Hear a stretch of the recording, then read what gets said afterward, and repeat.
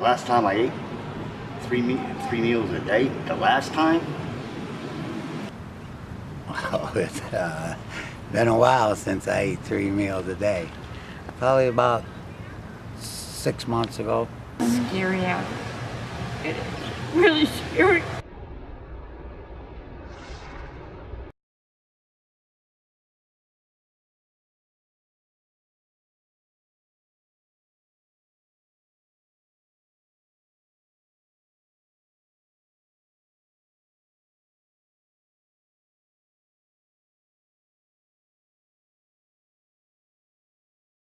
To me, global hunger and poverty is the biggest problem in the world today. More people die every day of global poverty than any other crisis, than violence, than crime, than anything else. 20, 30,000 people die every day, the equivalent of 8 or 10 9/11s every day. So most of that death is silent because we don't hear about it. It's a common everyday problem and not a one that makes the headlines in the news.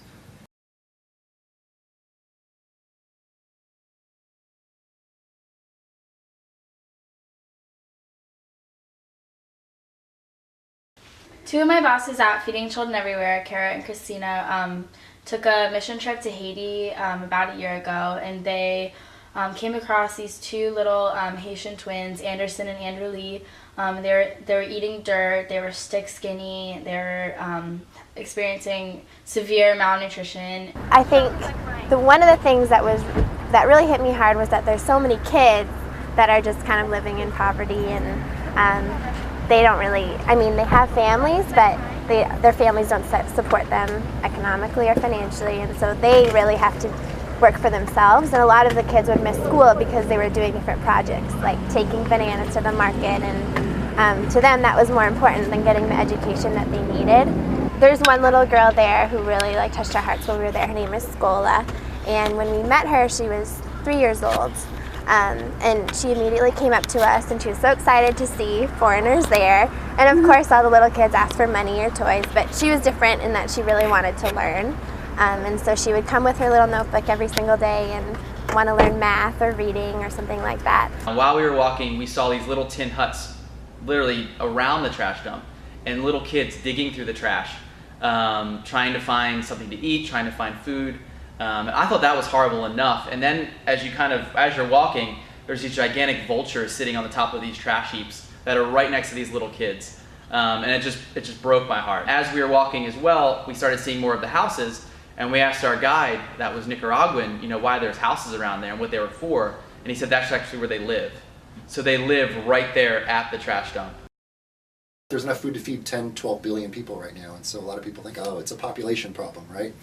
But it's not a population problem because there really is enough food to feed everybody. Even with all the meat that we eat, there's still enough food to eat to feed everybody. And all the meat that we eat and all the crap that we eat, we don't have to eat that, right? We're actually going to be healthier if we don't eat so much crap, not so much content. So yeah, if we had better lifestyles, dietary lifestyles, then there'd be even more food to feed everybody. And even more than that, there's even enough food in those regions to feed everybody. Right, it's not just like all the food's here in the U.S. and we can feed everybody in Africa or India, right? It's not even that. There actually is enough food in India and sub-Saharan Africa and other places to feed those people. It's just that it's not a problem of supply; it's a problem of access.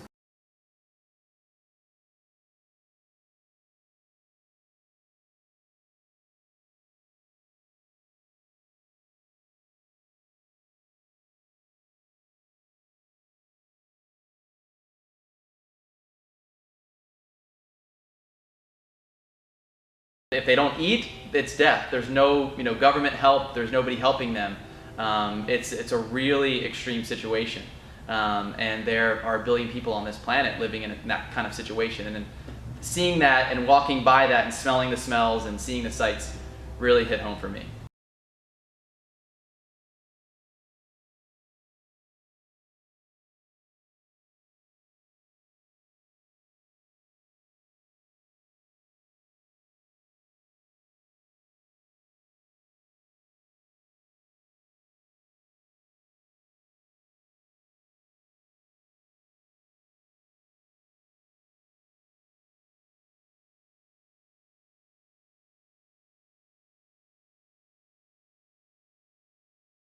I've been to cultures and communities around the world that, there are people that are in danger of actually starving. There are kids that are skin and bones and have the big bellies from being malnourished. I mean, it's tragic, and that's what impressed my heart to say I have to do something. I cannot just be a normal American. I just can't do it. I'm going to commit my life to making a difference in these kids' lives.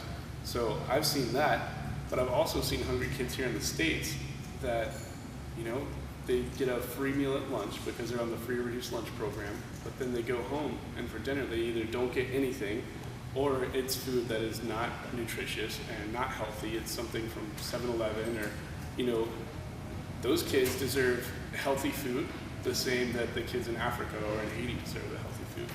It's life and death to provide food aid. I went to Tanzania in the summer of 2010, I believe, and I stayed in a little village called Mkash, and that's sort of where I started to build this project. Feeding Children Everywhere is a social charity that mobilizes and empowers people to package healthy meals for hungry children all around the world. Stop Hunger Now is an international relief organization. By creating this movement of volunteers throughout the country engaged in packaging these meals, they're being educated, they're getting a hands-on experience, but it's also used to leverage education internationally and getting children into school. Tuka Pamoja Mkash is what it's called, and it stands for We Are Together with the Village of Mkash. And basically the premise of the project is that it's a community development project. So we're working with different groups of people in the village to kind of help them become more self-sustaining. For the past, hundreds of years they've been really dependent on aid and different people giving them things, and so our vision was to kind of help them become more sustainable and work for themselves and work upon their entrepreneurial spirit to really develop things in the village that would help them come out of poverty and really make a difference for themselves. So we do these meal packaging events where hundreds or even thousands of volunteers come together on an assembly line process, and they package anywhere from 20,000 meals to 1 million meals in one day. The first thing that goes into the meal is Himalayan sea salt. It's a pink salt and it's super rare and it has 84 vitamins and minerals in it. And then goes the dried vegetables. There's 7 different kinds of dried vegetables. There's carrots, onions, just to name a few. And then there's white rice, and then there's lentils, which is like the main part of the meal. It's super healthy, full of protein, and it makes it a superfood. Our meal, we've actually worked with a nutritionist to develop.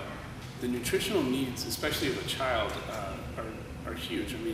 A child's body is growing and developing so quickly, very rapidly, and protein is vitally important.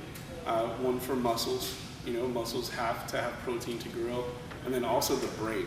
The brain has to have protein to grow and develop and function.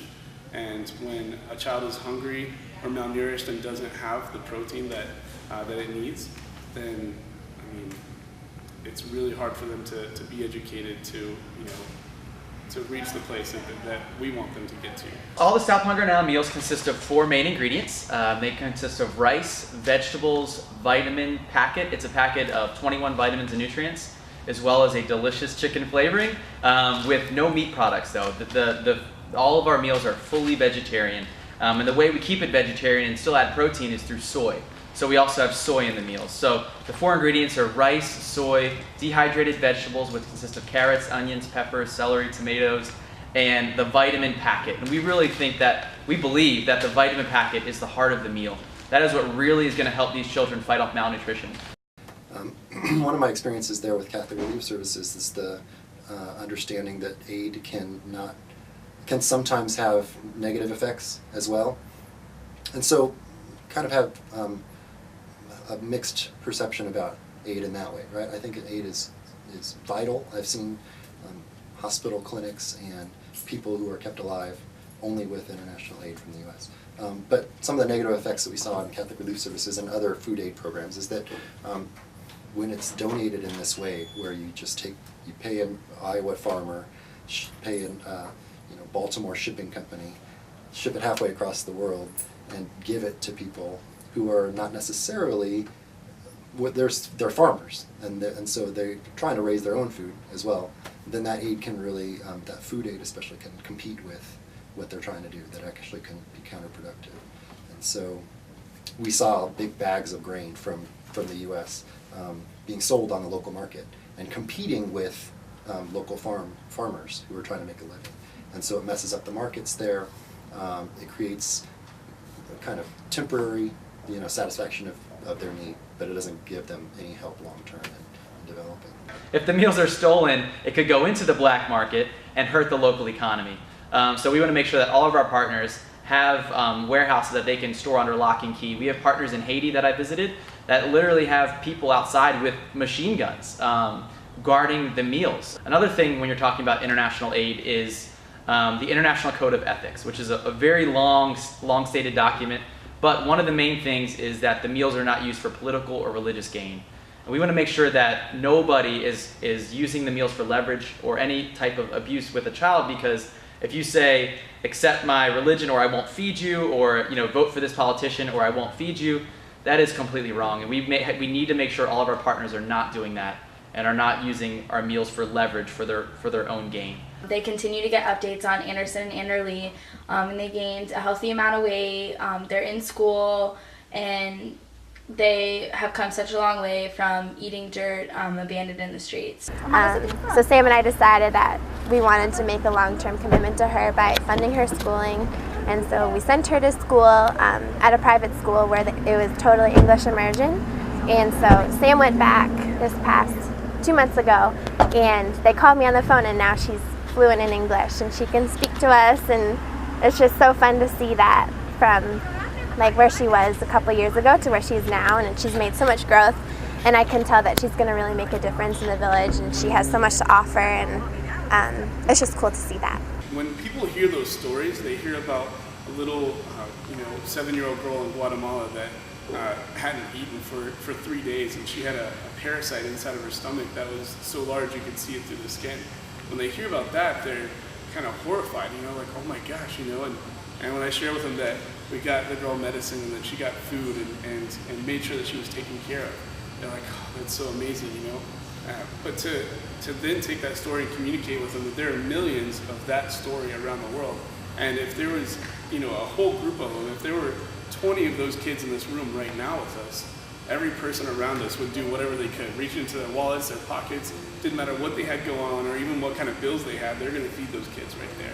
The good news, I think, is that global poverty and hunger is decreasing significantly. Most people don't understand that, in fact, there's been huge strides toward reducing the percent of the population who actually is hungry on an extreme level. I mean, hungry in the sense that they don't have their basic needs met and are suffering from malnutrition and other diseases that are preventable because of hunger. So, we're talking about 50 years ago, 40 or 50% of the whole population was extremely poor, that just did not have their basic needs met.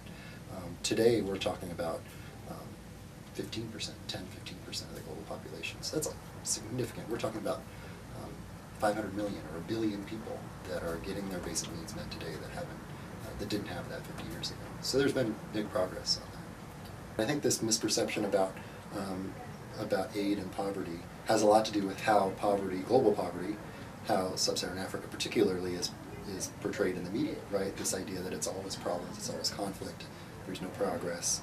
A lot of people get pessimistic because they feel like, oh, global poverty, it's too big, and it's not changing over time. What I would like to tell anybody who's interested in Stop Hunger Now is not only are you going to make a tangible impact on fighting hunger and global poverty, but also you're going to know exactly where the meals go.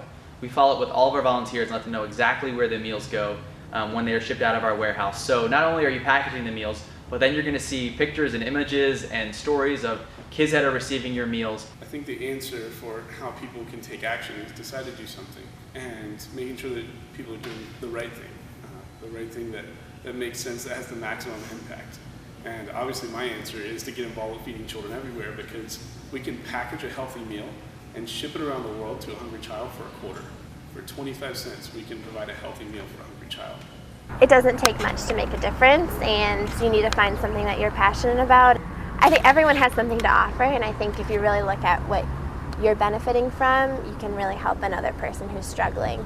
I think we're all meant to help each other out, and it's just about finding your place and finding what you're great at and what other people are struggling with, so that you can really complement each other. If you're a college student who's remotely interested about global hunger and effectiveness of aid, is get out in the field and go experience some aspect of it yourself.